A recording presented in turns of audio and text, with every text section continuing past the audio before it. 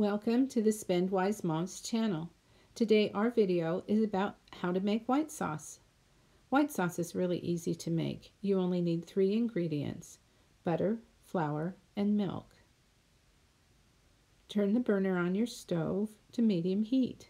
Put the butter in first and let it melt. You're going to use the same amount of flour as you use butter. In this recipe, I'm using half a cup of butter and half a cup of flour. After the butter is melted, you're going to stir in your flour. Once it's mixed in, you're going to add a little bit of your milk. Now you don't want to add all of the milk at the same time.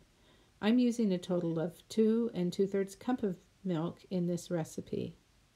Add the rest of the milk a little bit at a time, and you'll keep stirring until it thickens. It takes a few minutes, probably between 5 and 10, so don't worry. Use a whisk when making white sauce because you don't want lumps in your sauce. White sauce is used in a lot of recipes.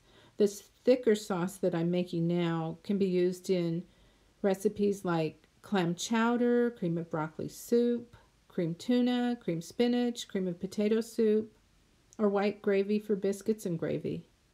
Most of the time, you are just stirring constantly while it heats up and thickens.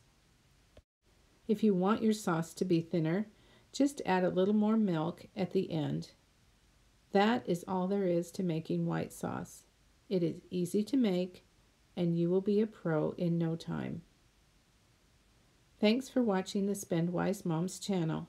If you like this video, give it a thumbs up and please subscribe.